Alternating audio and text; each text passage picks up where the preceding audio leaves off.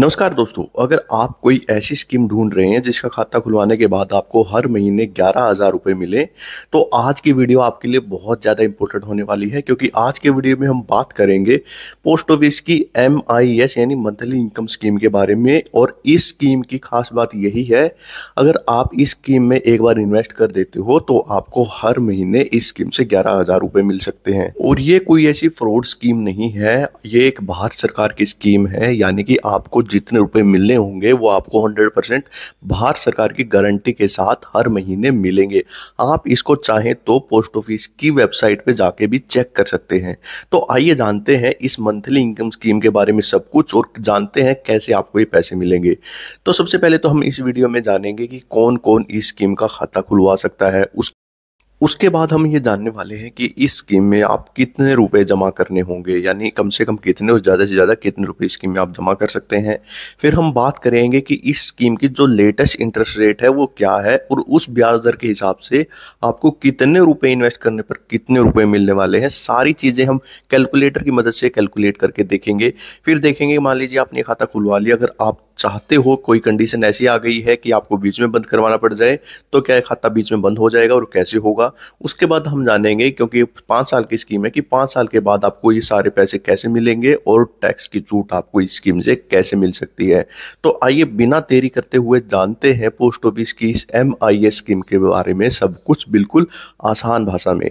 तो सबसे पहले तो हम शुरुआत करते हैं कि कौन कौन इस स्कीम का खाता खुलवा सकता है। देखिए, पोस्ट ऑफिस की इस मंथली इनकम स्कीम का अगर आप अकाउंट खुलवाना चाहते हैं तो कोई भी भारत का नागरिक इस स्कीम का खाता खुलवा सकता है। आप चाहे तो अकेले इस स्कीम का खाता खुलवा सकते हैं या चाहे तो किसी के साथ मिलकर भी ये खाता खुलवा सकते हैं। तो ज़्यादा से ज़्यादा 3 लोग मिलकर ये खाता खुलवा सकते हैं। लेकिन अगर आप किसी के साथ मिलकर अगर ये खाता खुलवाएं तो एक चीज़ का ध्यान जरूर रखिएगा कि आपको ये खाता जॉइंट A खाता खुलवाना है या जॉइंट B। अगर आप जॉइंट A अकाउंट खुलवाओगे तो इसका मतलब ये होगा कि आपको सभी को आना पड़ेगा जब भी पैसे निकलवाओगे और आपको साइन करने पड़ेंगे। अगर जॉइंट B आप अकाउंट खुलवाते हो तो उस कंडीशन में कोई एक शख्स भी आके इस पैसे ले सकता है। आइए अब बात करते हैं कि पोस्ट ऑफिस की MIS स्कीम में हमें कम से कम कितने और ज़्यादा से ज़्यादा कितने रुपए इन्वेस्ट करने पड़ेंगे। देखिए, एक 5 साल की स्कीम है और इस स्कीम में आप कम से कम 1,000 रुपये इन्वेस्ट कर सकते हो। और अगर आप ये अकेले खाता खुलवाते हो तो आप 9 लाख रुपए इसमें इन्वेस्ट कर सकते हो। अगर आप किसी के साथ मिलके ये खाता खुलवाते हो तो आप ज़्यादा से ज़्यादा 15 लाख रुपए जमा कर सकते हो। और ये चीज़ ध्यान रखिएगा कि मान लीजिए आप 3 लोगों ने खाता खुलवाया और आपने इसमें 15 लाख रुपए जमा कर दिए, तो आप सब तीनों की तरफ से ये 5-5 लाख रुपए माने जाएंगे। आपने अपने बेस पे चाहे किसी ने 2 लाख दिए हो, किसी ने 7 लाख दिए हो, लेकिन पोस्ट ऑफिस की तरफ से ये माना जाएगा कि आप तीनों ने 5-5 लाख रुपए दिए हैं। तो इस चीज़ का जरूर ध्यान रखिएगा। और मान लीजिए अगर आपने अपने बच्चों के नाम से खाता खुलवाया है तो आप अपने नाम से भी खाता खुलवा सकते हैं। बच्चों के लिए जो आपने पैसे जमा कर दिए उसकी लिमिट अलग से रहेगी और आपने अपने नाम से जो पैसे जमा किए हैं उसकी जो लिमिट है वो अलग से रहेगी। आइए अब बात करते हैं कि इसमें हमें जो ब्याज है, जो हर महीने पैसा मिलने वाला है, वो कैसे मिलेगा।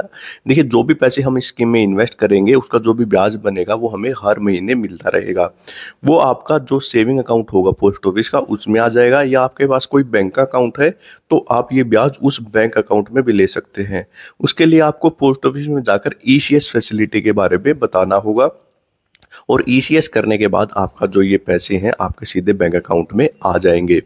आप चाहें तो अपनी ज़रूरत के हिसाब से ये पैसे खर्च कर सकते हैं। अगर आपके सेविंग अकाउंट में पैसे पड़े रहेंगे तो जो जितना ब्याज आपके सेविंग अकाउंट में पड़ा है उस पर सिर्फ 4% का आपको ब्याज मिलेगा, क्योंकि पोस्ट ऑफिस की सेविंग अकाउंट का ब्याज 4% है। और अगर आप चाहें तो इसी ब्याज को RD, जो पोस्ट ऑफिस की एक और स्कीम है जिसमें हर महीने पैसे जमा करने होते हैं, उसमें जमा कर सकते हैं। उससे आपको और ज़्यादा फायदा होगा। ये अब जानते हैं, मान लीजिए आपने ये खाता खुलवा लिया और भगवान ना करे आपको कोई ऐसी कंडीशन हो जाती है कि आपको बीच में पैसे की जरूरत हो जाए, तो क्या आप इस खाते को बीच में बंद करवा सकते हैं। देखिए, इस खाते को आप 1 साल के बाद कभी भी बीच में बंद करवा सकते हैं। 1 साल से पहले खाता बीच में बंद नहीं होगा। अगर इस खाते को आप 1 साल के बाद और 3 साल से पहले बंद करवाते हैं तो उस कंडीशन में आपको 2% की पेनल्टी देनी पड़ेगी। यानी मान लीजिए आपने 10 लाख रुपये का खाता खुलवाया है तो 10 लाख का 2% यानी 20,000 रुपये आपको देने पड़ेंगे और आपका खाता ये बंद हो जाएगा। और मान लीजिए अगर आप इसको बंद करवाते हैं 3 साल के बाद और 5 साल से पहले तो उस कंडीशन में 1% पेनल्टी देनी पड़ेगी, यानी कि 10 लाख का 1% वो हो गए 10,000 रुपये आपको देने पड़ेंगे और आपका ये खाता बंद हो जाएगा। अगर आप इसको 5 साल तक चलाते हैं तो उस कंडीशन में आपकी कोई भी पेनल्टी नहीं काटी जाएगी। और एक और चीज़ ध्यान में रखिएगा कि आप अगर इसको बीच में बंद करवाओगे तो उस कंडीशन में आपको ब्याज वापस नहीं करना है। मान लीजिए आपको बीच में पैसे की जरूरत नहीं पड़ी और 5 साल चलते हुए हो गए हैं, तो उस कंडीशन में आपको सिर्फ आपकी पासबुक लेके जानी है और पोस्ट ऑफिस में आपको एक फॉर्म भरना पड़ेगा और आपका ये खाता बंद हो जाएगा। और जितने पैसे आपने जमा किए थे वो सारे के सारे आपको लौटा दिए जाएंगे, क्योंकि आपका जो ब्याज है वो तो आपने वापस ले ही लिया है। और मान लीजिए भगवान ना करे ऐसी कंडीशन आ जाती है कि किसी की डेथ हो जाती है, तो उस कंडीशन में जो उसका नॉमिनी है उसको जितने भी पैसे हैं वो सारे के सारे लौटा दिए जाते हैं। उस कंडीशन में आपको नॉमिनी जो है उसका आधार कार्ड, पैन कार्ड और उसके साथ साथ 2 विटनेस का आधार कार्ड, पैन कार्ड लेके जाना है और आपका ये खाता बंद हो जाएगा और सारे के सारे जो पैसे हैं वो पोस्ट जो नॉमिनी है आप पोस्ट ऑफिस आपके अकाउंट में डाल देगा। और ये सारी कैलकुलेशन है, इस कैलकुलेशन को आप देख सकते हैं।